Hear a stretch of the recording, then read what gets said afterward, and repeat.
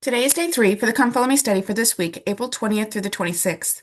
All that the Lord has spoken, we will do. Exodus 19 through 20, 24, and 31 through 34.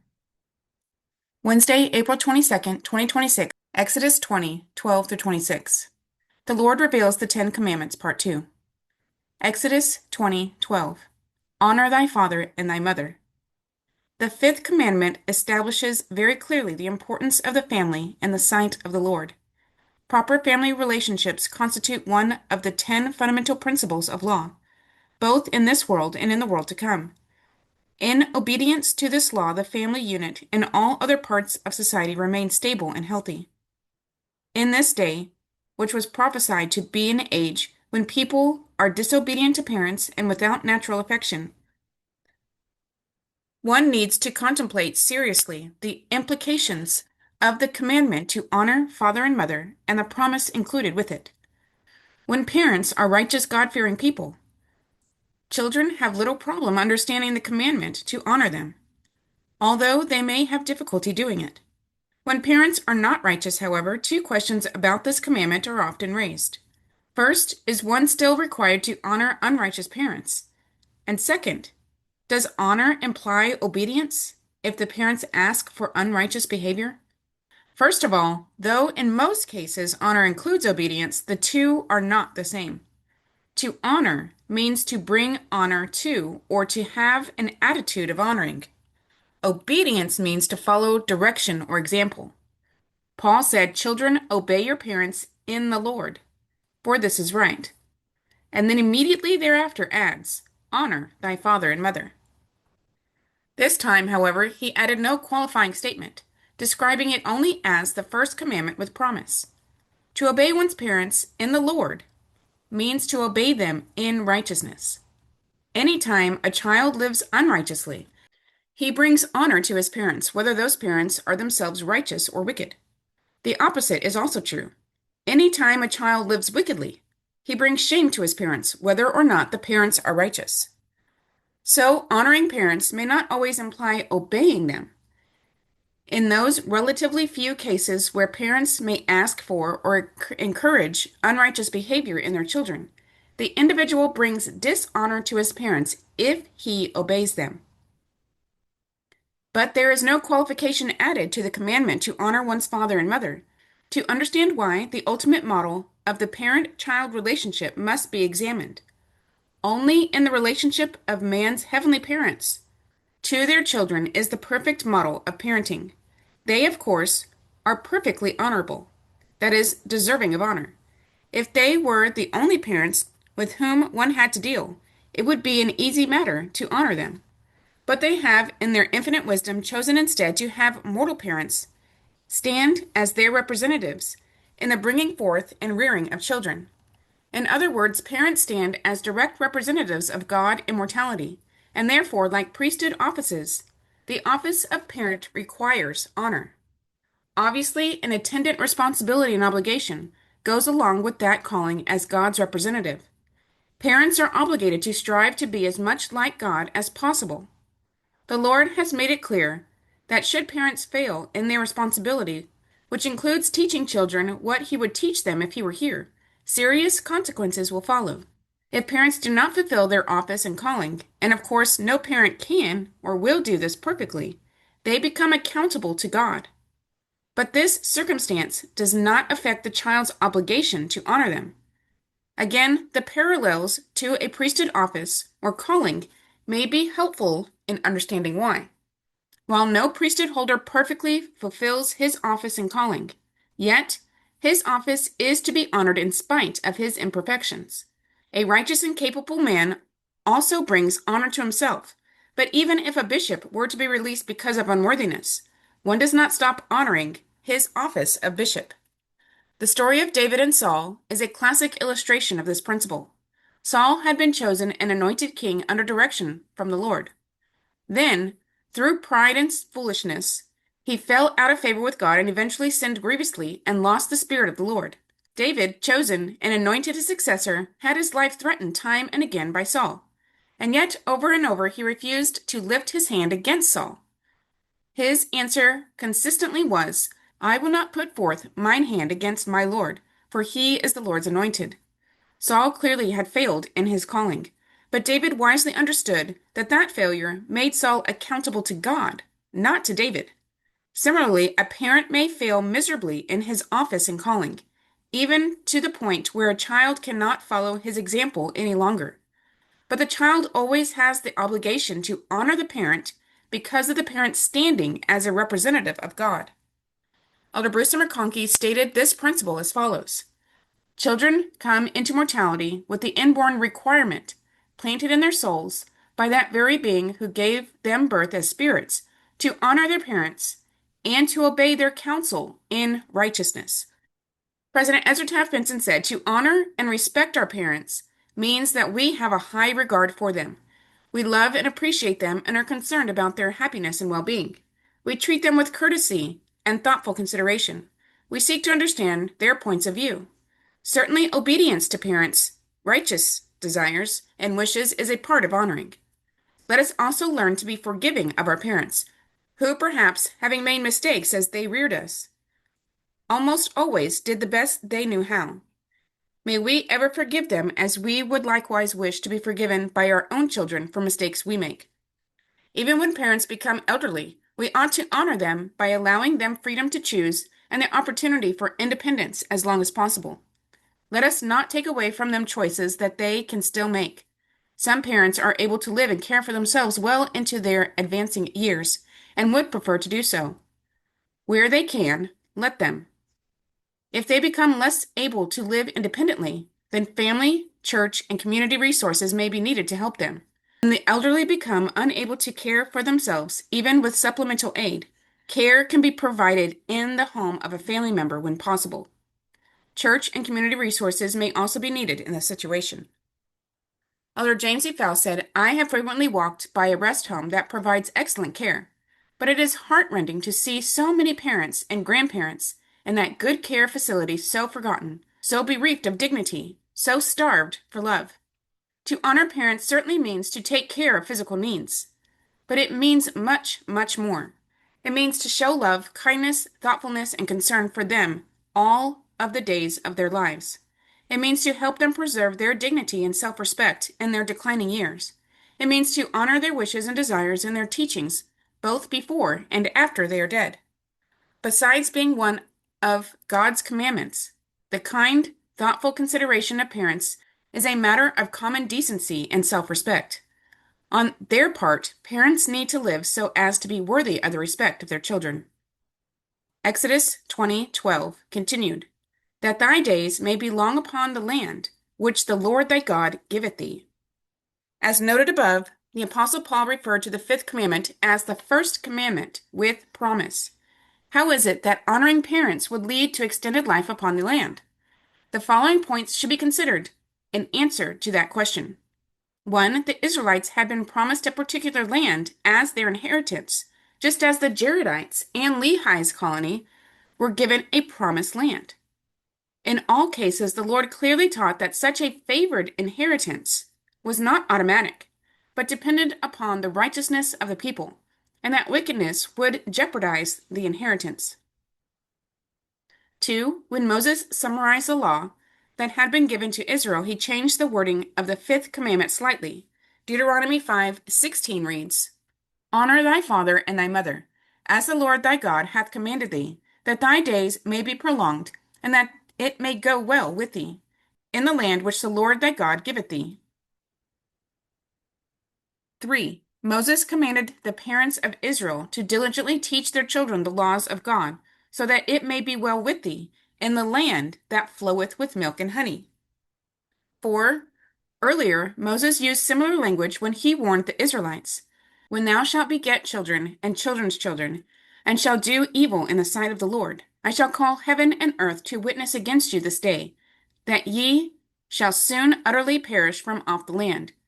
Ye shall not prolong your days upon it, but shall be utterly destroyed." Then Moses stated the same principle in a positive way, again using the same language as he used in the fifth commandment. "Thou shalt keep, therefore, his statutes and his commandments, which I command thee this day, that it may go well with thee, and with thy children after thee, and that thou mayest prolong thy days upon the earth, which the Lord thy God giveth thee forever. 5. To summarize, the condition for maintaining an inheritance in a promised land is personal righteousness. Only when parents teach their children the law of God and children honor and obey their parents will personal righteousness be maintained. Thus, to stay long upon the land, the family unit must be functioning properly and children must honor their parents. 6. There is a personal aspect of the commandment as well. The Lord promised that those who walk in obedience to the commandments will enjoy health, vigor, endurance, and shall be passed over by the destroying angel. Commenting on Paul's phrase that this commandment was the first commandment with promise, Elder Bruce M. Conkey said, Paul here interprets the promise as a personal one. Obedient and faithful children are to have long lives upon the earth. That is, in the generality of instances, temporal life is prolonged by obedience to gospel laws. But more particularly, and in the ultimate sense, those who are God-fearing and righteous, meaning the meek, shall live upon the earth again in its final or celestial state. Exodus 20:13, Thou shalt not kill. The Hebrew word translated as kill in the King James Version is better understood as murder. To murder means to intentionally and unjustly end another person's life. President Harold B. Lee said one of the most serious of all sins and crimes against the Lord's plan of salvation is the sin of murder or the destruction of human life. It seems clear that to be guilty of destroying life is the act of rebellion against the plan of the Almighty by denying an individual the privilege of a full experience in this earth school of opportunity. It is in the same category as the rebellion of Satan and his hosts, and therefore it would not be surprising if the penalties to be imposed upon a murderer were to be of similar character as the penalties meted out to those spirits which were cast out of heaven with Satan. President Spencer W. Kimball said, perhaps one reason murder is so heinous is that man cannot restore life. Man's mortal life is given him in which to repent and prepare himself for eternity. And should one of his fellow men terminate his life and thus limit his progress by making his repentance impossible, it is a ghastly deed, a tremendous responsibility for which the murderer may not be able to atone in this lifetime. There are some situations in which one might kill another person that do not constitute murder, for example, in self-defense or during military action in the line of duty. Elder M. Russell Ballard said, I feel that judgment for sin is not always as cut and dried as some of us seem to think. The Lord said, Thou shalt not kill. Does that mean that every person who kills will be condemned, no matter the circumstances?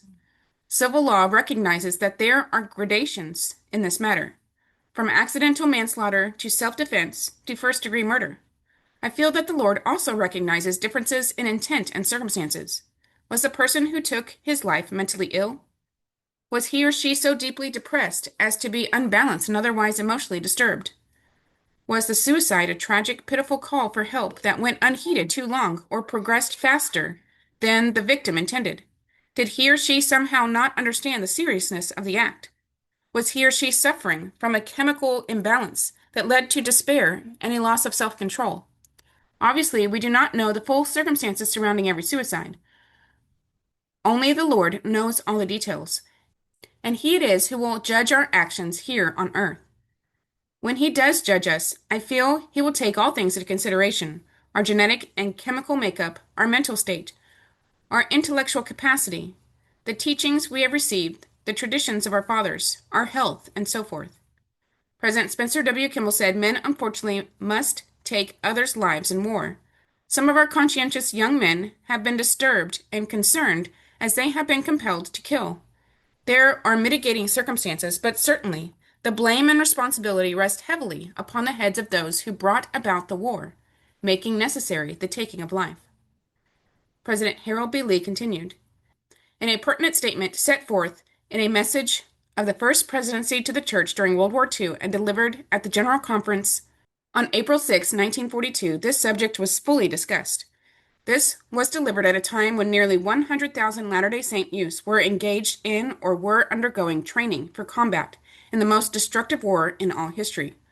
I quote here from that message. The Church is and must be against war. The Church itself cannot wage war unless and until the Lord shall issue new commands. It cannot regard war as a righteous means of settling international disputes. These should and could be settled, the nations agreeing, by peaceful negotiation and adjustment. But the Church membership are citizens or subjects of sovereignties over which the Church has no control.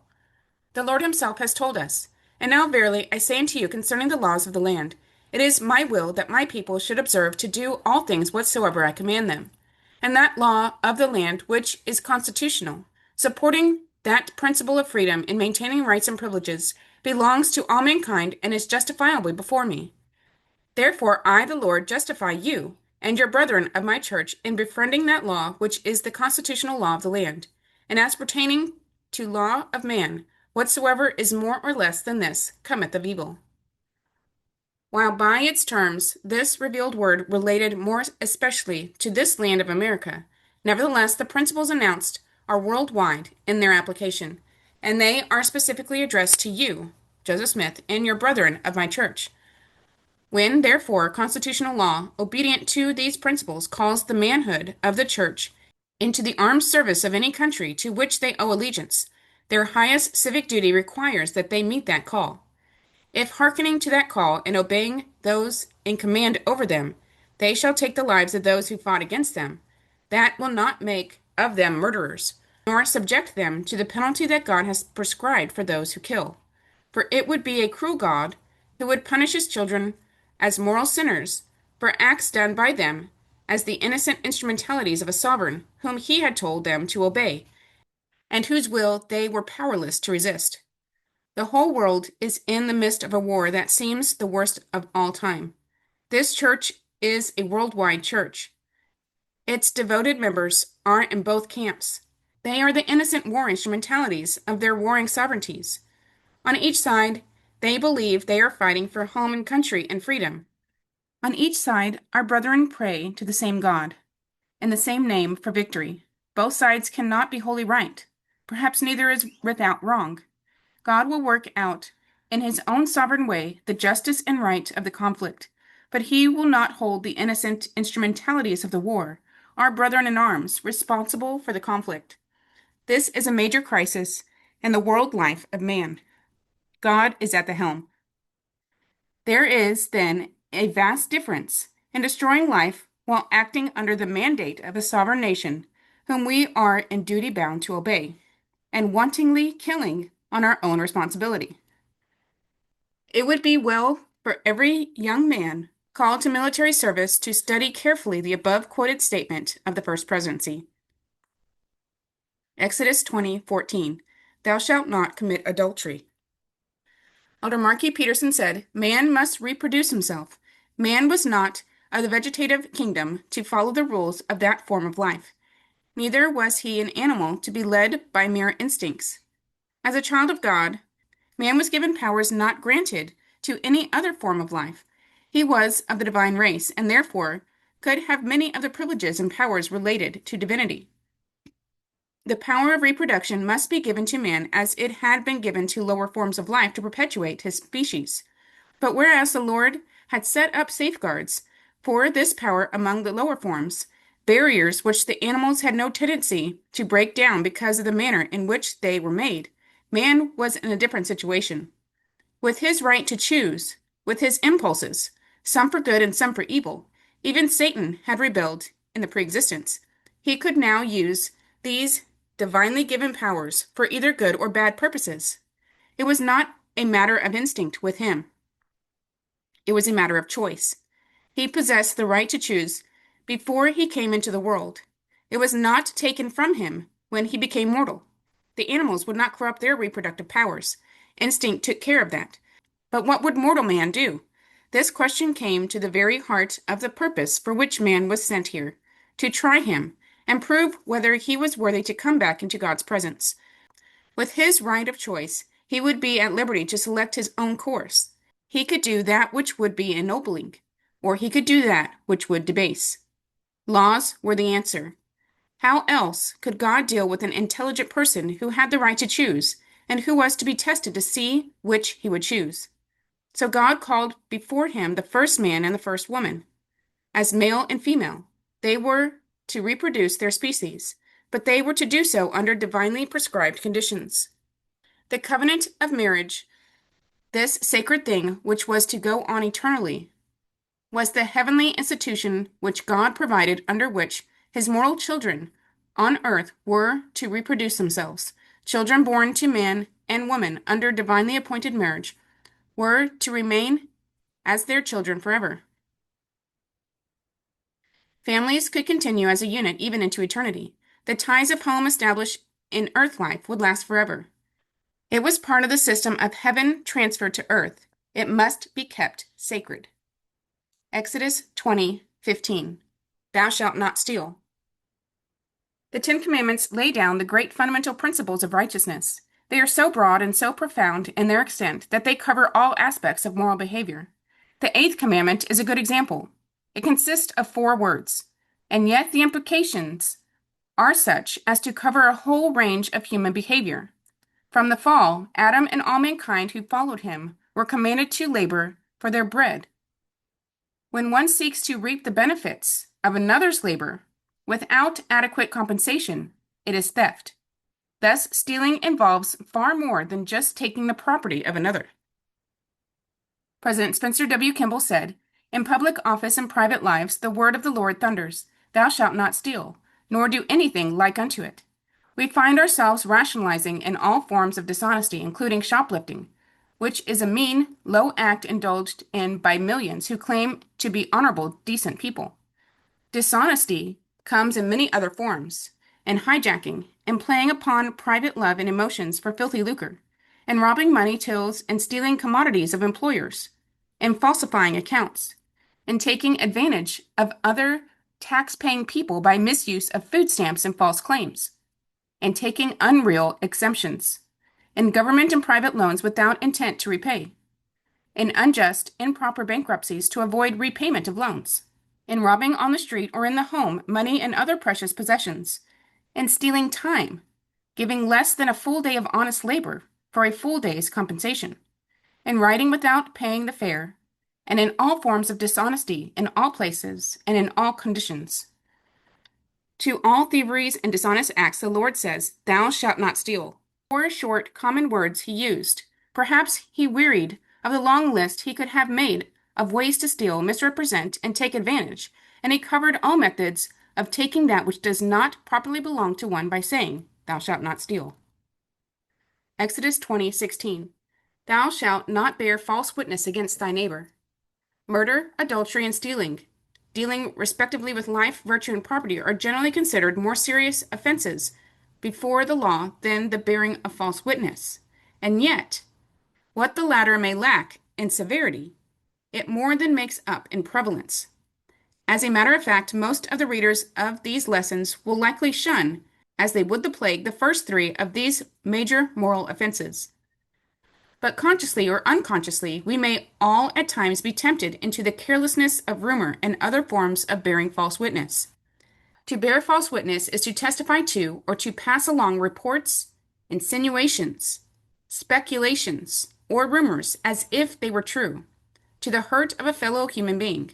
Sometimes the practice stems from a lack of correct information, sometimes from lack of understanding, sometimes from misunderstandings, sometimes from a vicious disposition to distort and misrepresent. Whereas murder involves the taking of human life, bearing false witness centers in the destruction of character and its defamation. It reaches to the ruin of reputation. Elder Hiram M. Smith said, "Always speak the truth.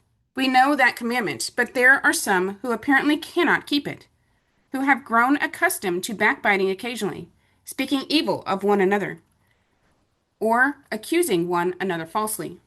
As Latter-day Saints, it seems to me that of all persons in the world, we should be most free from that sin, by reason of what we have had to suffer because of the false witness that has been borne against us by our enemies all the days of our lives. From the beginning until now, we have suffered because our enemies have been guilty of the sin of bearing false witness against us.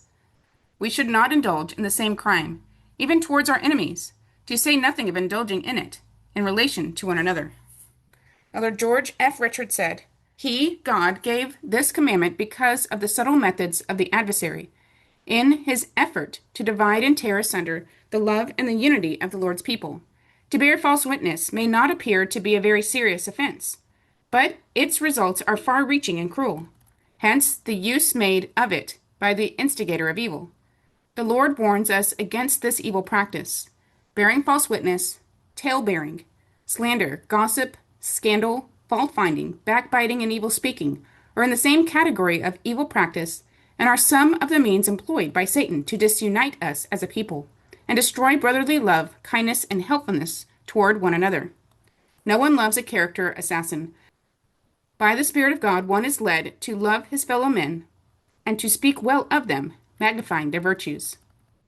President Howard W. Hunter said primarily this commandment has reference to false testimony in judicial proceedings, but it is extended to cover all statements which are false in fact. Any untruth which tends to injure another in his goods, person, or character is against the spirit and letter of this law. Suppression of the truth, which results in the same injury, is also a violation of this commandment. Exodus 20:17. Thou shalt not covet thy neighbor's house. Thou shalt not covet thy neighbor's wife, nor his manservant, nor his maidservant, nor his ox, nor his ass, nor anything that is thy neighbor's. This is the last of the 10 Commandments, and if it were not so involved with all the others, some might suppose it to be one of the least. But all the commandments are so intertwined that none can be broken without weakening all the others. To illustrate and to remind ourselves of the other 9, he who covets the mere material things of life may have other gods before him, and may bow down before them, in thought and in spirit, if not in physical fact. He who covets may become coarse and careless in other things also, such as taking the name of the Lord God in vain. He who covets may desecrate the Sabbath day to get gain. He who covets may fail to sustain his father and mother in their need. Some who have coveted have killed to get gain. Many who have coveted a neighbor's wife have committed the grievous sin of adultery. He who covets is more likely to steal, or to swindle, or embezzle, or engage in sharp practices. He who covets may bear false witness to get gain. And so again, the 10th commandment is inseparably integrated with all the others. And coveting could lead to infraction of all of the others. For there is a wholeness in life in which each part complements the other. And there is a wholeness and harmony in the Word of God. And it all comes from the same source. And whenever we ignore any divine counsel or commandment, we can be sure that we weaken ourselves and increase our susceptibility to other sins. Luke 12. Take heed and beware of covetousness, for a man's life consisteth not in the abundance of the things which he possesseth. President Gordon B. Hinckley said, I wish to discuss a trap that can destroy any of us in our search for joy and happiness. It is that devious, sinister, evil influence that says, what I have is not enough, I must have more. There have been many changes in this world since that time, but human nature has not changed. I have observed that there are many in our present generation who, with careful design, set out on a course to get rich, to drive fancy automobiles, to wear the best clothing, to have an apartment in the city and a house in the country. All of these and more. This is the total end of which they live. And for some, the means by which they get there is unimportant in terms of ethics and morality. They covet that which others have, and selfishness and even greed are all a part of their process of acquisitiveness. I think if the Lord were speaking today and giving us the last of the 10 Commandments, he might say, Thou shalt not covet thy neighbor's house, thou shalt not covet thy neighbor's wife, nor his position in society, nor his car, nor his boat, nor anything that is thy neighbor's. President Gordon B. Hinckley said, Is not covetousness, that dishonest, cankering evil, the root of most of the world's sorrows? For what a tawdry price men of avarice barter their lives. Good persons, well-intentioned persons of great capacity, trade character for trinkets that then turn to wax before their eyes. Their dreams become only haunting nightmares. The scriptures contain an interesting definition of coveting. Paul, on 2 occasions, equated coveting with idolatry. The implication is that when one sets his heart on things of the world, to the point that allegiance to God and his principles no longer matters, then material things become as a god to that person. He follows after them or worships them. And this practice is the same as idolatry. The Lord said that idolatry was a major characteristic of this generation. Samuel told Saul that sin and iniquity were also idolatry. The laws set forth in the Ten Commandments were, in effect, before this earth was created. All the prophets have taught them. They are the foundation of all civilizations which have been developed. They are also the guidelines for a full and happy life for each individual. If we are wise, we will seek after these blessings by obedience to the commandments. The prophet Joseph Smith said, "Happiness is the object and design of our existence, and will be the end thereof, if we pursue the path that leads to it. And this path is virtue, uprightness, faithfulness, holiness, and keeping all the commandments of God. But we cannot keep all the commandments without first knowing them. And we cannot expect to know all or more than we now know unless we comply with and keep those we have already received. That which is wrong under one circumstance may be and often is right under another." It is important to note that even today, in the midst of the dispensation of the fullness of times, the Lord has reiterated every point of the sacred law. Pause for a moment and consider the implications of the Ten Commandments today by reading the scriptures listed below.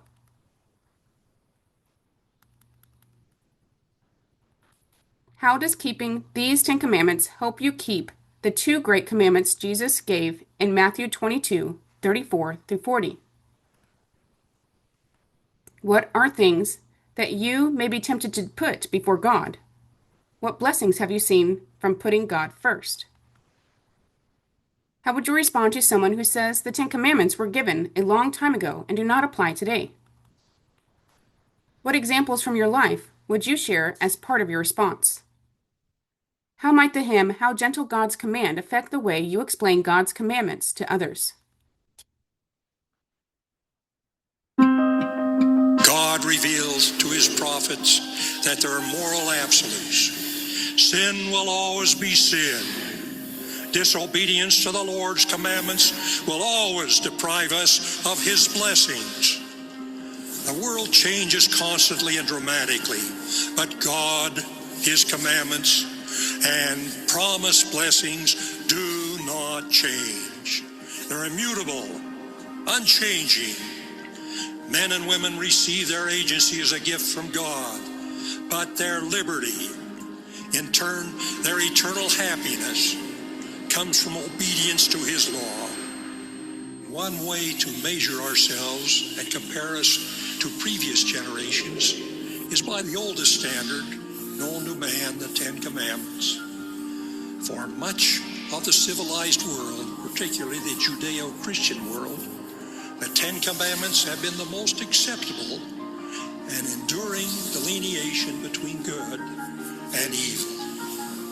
In my judgment, 4 of the Ten Commandments are taken as seriously today as ever. As a culture, we disdain and condemn murder, stealing, and lying, and we still believe in the responsibility of children to their parents. But as a larger society, we routinely dismiss the other 6 commandments. If worldly priorities are any indication, we certainly have other gods we put before the true God.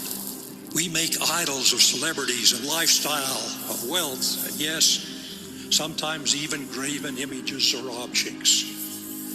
We use the name of God in all kinds of profane ways, including our exclamations and our swearing. We use the Sabbath day for our biggest gains, our most serious recreation, our heaviest shopping, and virtually everything else but worship. We treat sexual relations outside marriage as a recreation and entertainment. And coveting has become far too common way of life. A useful way to think about the commandments is they are loving counsel from an all-wise Heavenly Father. His goal is our eternal happiness, and his commandments are a roadmap he has given us to return to him, which is the only way we will be eternally happy.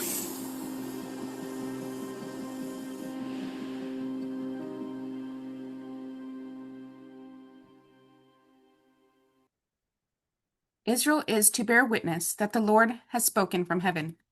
Exodus 20:18-21. And all the people saw the thunderings and the lightnings and the noise of the trumpet and the mountain smoking. And when the people saw it, they removed and stood afar off. And they said unto Moses, Speak thou with us, and we will hear. But let not God speak with us, lest we die. And Moses said unto the people, Fear not, for God is come to prove you, and that his fear may be before your faces, that ye sin not. And the people stood afar off, and Moses drew near unto the thick darkness where God was. The Israelites were afraid when they saw lightning and smoke upon Mount Sinai and heard thunder, as the Lord's voice declared the 10 Commandments. They requested that Moses converse with Jehovah instead of having Jehovah continue to speak to them directly. Although Moses admonished them to fear not, the Israelites stood afar off, while Moses ascended Mount Sinai to speak with the Lord. 3 days earlier, the Lord had commanded Moses to sanctify the people so they could be prepared for when the Lord will come down in the sight of all the people upon Mount Sinai. Doctrine and Covenants 84 explains that Moses had sought to sanctify the people so they could be prepared to behold the face of God. Although the Israelites heard the 10 Commandments, it appears that the Lord had intended for them to experience something more significant. However, the Israelites hardened their hearts and could not endure God's presence. Because of the hardness of heart demonstrated by the Israelites during this experience and their worship of the golden calf shortly thereafter, the Lord withheld his higher law from them. The prophet Joseph Smith taught, when God offers a blessing or knowledge to a man and he refuses to receive it, he will be damned. The Israelites prayed that God would speak to Moses and not to them, in consequence of which he cursed them with a carnal law. Exodus 20:22. And the Lord said unto Moses, Thus thou shalt say unto the children of Israel, Ye have seen that I have talked with you from heaven. The children of Israel are forbidden to make gods of silver or gold. Exodus 20:23. Ye shall not make unto you gods of silver, neither shall ye make unto you gods of gold. The children of Israel are to make altars of unhewn stones and sacrifice to the Lord thereon.